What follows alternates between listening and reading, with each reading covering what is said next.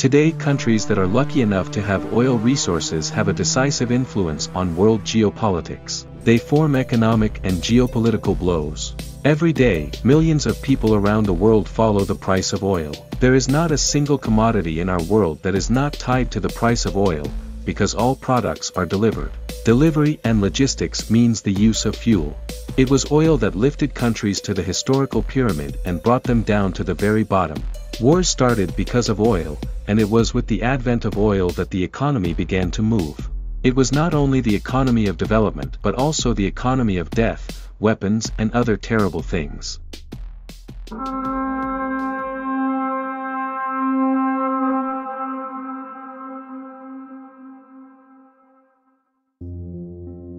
My name is Fred Maximoff. This is case 6913. 19th century AD. United States of America. In those days, along with the growth of the oil industry, an oil economy and even oil kings appeared. One of them was John Rockefeller, who founded the Standard Oil Company. In addition, Rockefeller monopolized logistics, buying up almost all transport corporations. The monopolization of logistics allowed him to save 25 cents per barrel on the delivery of petroleum products. In order not to go bankrupt, his competitors had to sell their companies to Rockefeller. Such a monopoly became dangerous for the internal political processes in the United States. To salvage the situation, the government passed the Sherman Act, which broke up Standard Oil into 34 separate companies. For example, modern Exxon Mobil and Chevron are fragments of the Rockefeller empire. But what is surprising is that in those years the flagship of oil production was not the United States, but the Russian Empire. At the end of the 19th century, the main oil producer in the Russian Empire was a company that belonged to the elder brothers of Alfred Nobel and was named the Nobel Brothers Oil Production Partnership. This company was engaged not only in the extraction and processing, but also in the transportation of oil. That is, they thought about the same as John Rockefeller. But unlike Rockefeller, the Nobel brothers did not just buy up all the transport companies, they created the world's first tankers and an oil pipeline. The main competitors of the Nobels in Russia were the Rothschilds, world-famous bankers. At the end of the 19th century, Russia occupied more than half of the world oil market. In the 20th century, the world economy entered a completely new phase. In 1908, Henry Ford created the Ford T. The Model T has become more than just a toy for rich people. Thanks to the conveyor assembly, this car has grown in huge demand. There were more cars on the roads, cars needed fuel. Oil has become associated with progress and crazy money. Countries that produced and sold oil became richer and turned oil into a powerful lever of geopolitical pressure. But big money has become an occasion for big controversy and foul play. At the beginning of the 20th century, a threat began to spread in the air. Something had to happen. And it happened. In 1914 the First World War began. A war that mankind entered on horseback and ended up sitting in tanks, sitting at the controls of airplanes, military battleships, and in the seat of their car. During this war, the availability of oil was one of the main factors. Because the Entente countries, the Russian Empire, France and Great Britain had access to oil, Germany had no access to oil. For example, before all the ships of the British Navy ran on coal, but Winston Churchill insisted that the entire fleet be re-equipped and the ships run exclusively on fuel. Thanks to this decision, the German ships, which worked on coal, simply could not keep up with the British fleet. It was the availability of oil from the Entente countries that made it possible to win the First World War from Germany. But Germany took these mistakes into account, and when the horrific World War II began, the Germans already looked at oil differently. After the First World War, another terrible situation occurred that only oil could solve. In the mid-1920s, Italy under the leadership of Benito Mussolini, launched a war against Ethiopia. This war was absolutely terrible. Mussolini's army installed special sprayers on airplanes that watered vast areas with a fine rain of poisonous mustard gas. Rain from mustard caused terrible pain to everyone who came into contact with it. All who drank poisoned water or ate contaminated food were subjected to terrible suffering. Italy could be stopped. Their supplies of fuel from Libya were limited. It was just necessary to impose an embargo. Great Britain supported the oil embargo, but France opposed it and the plan failed. Mussolini himself, in conversations with Hitler, later said that if he were forbidden to buy oil, he would have to withdraw troops from Ethiopia within a week. Hitler learned this lesson, and the Germans relied on synthetic fuel. IG Farben, which was a German chemical industry conglomerate, successfully synthesized fuel for the German army from coal. Almost 95% of the total volume of aviation fuel in Germany was obtained at the enterprises of this company. Around the same time, Japan also wanted to reduce its dependence on oil. Almost all the raw materials they received were imported from the USA. By the end of the 1930s, Japan found itself in a paradoxical situation. By strengthening their army and navy, their dependence on American fuel grew. In order to rectify its situation, Japan began the occupation of Indochina because there were oil reserves. It was this move that was the last straw for the Roosevelt government. In July 1941, Japanese ambitions ran into an oil embargo from the United States. Japan had only two options: either seize the oil by force in a war with the United States or be destroyed. Thus, the attack on Pearl Harbor, the hundreds of thousands who died in the Pacific War, and the destruction of Hiroshima and Nagasaki are the sacrifices that Japan made in order to achieve oil independence. After the Second World War, it was precisely the manipulations with oil that caused new upheavals for the whole world. The era of oil shortages has arrived. The reason was the post-war growth of the economy, the main driver of which was the U.S. automobile industry. In just 5 years, the demand for cars has grown by 40%, from 25 million to 40 million cars a year.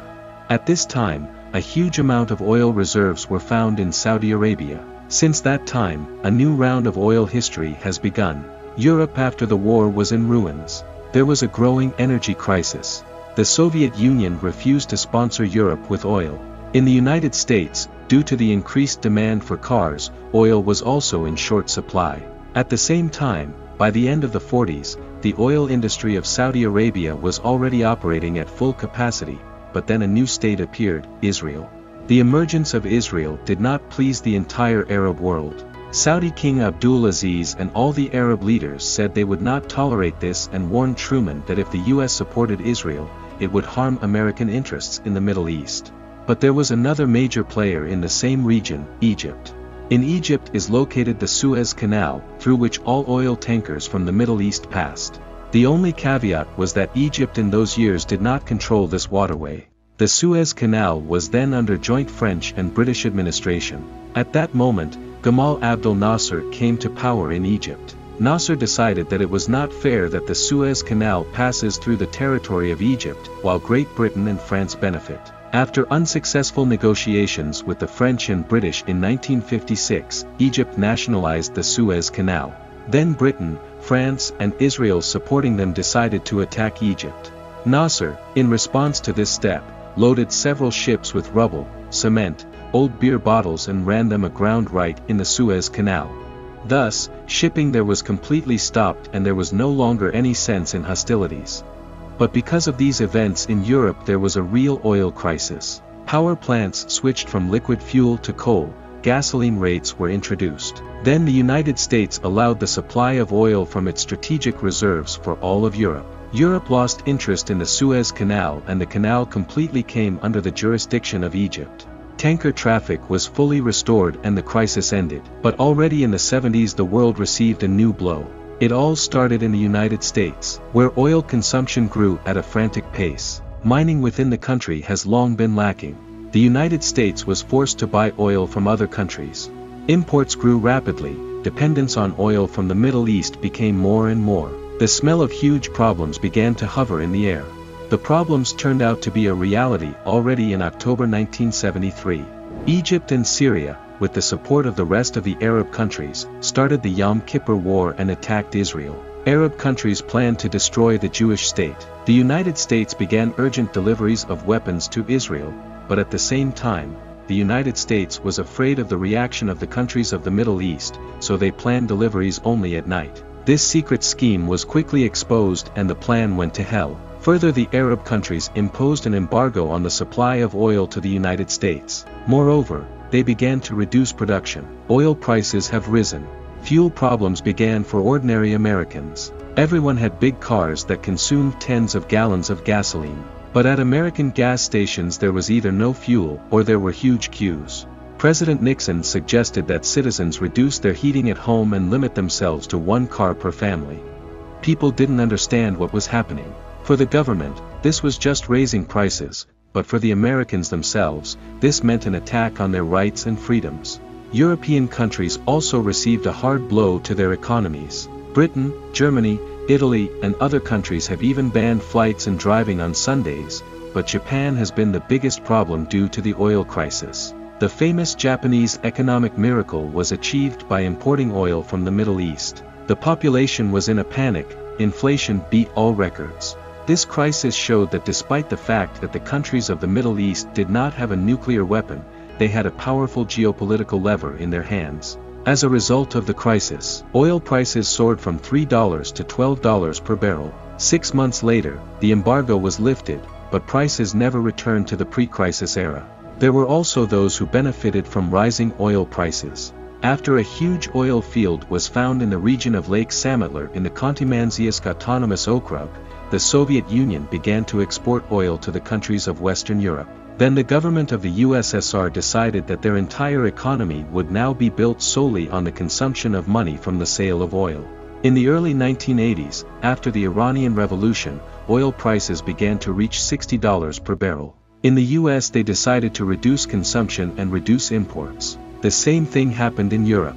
As a result, there was an oversupply of raw materials on the market and the oil countries began to cut production in order to stop the fall in prices. The Soviet Union was not going to cut its production. Because of this, the position of Saudi Arabia began to become less significant for the world economy. It seemed to them that they were being deceived with quotas for oil production. As a result, the Saudis make a decision that cost the Soviet Union its life. Saudi Arabia has increased oil production, despite the decline in prices. In 1985, oil prices collapsed so much that a large-scale economic crisis began in the USSR, which entailed huge political problems. Empty shelves in the shops of the Soviet Union provoked ethnic conflicts. The stupid policy of consumption dragged the Soviet Union to the bottom. This could have been avoided if oil and gas profits had been invested in the diversification of the economy. But the USSR simply ate the money it earned. By the way, today the same thing is happening in modern Russia. Unlike Dubai, which thanks to oil money created a real economic miracle, Dubai is no longer just an oil capital. It is a financial, gastronomic, and tourist center. Today it is one of the main cities in the world, and this is an example where the country has competently disposed of oil money. By the way, I recommend that you watch this story too.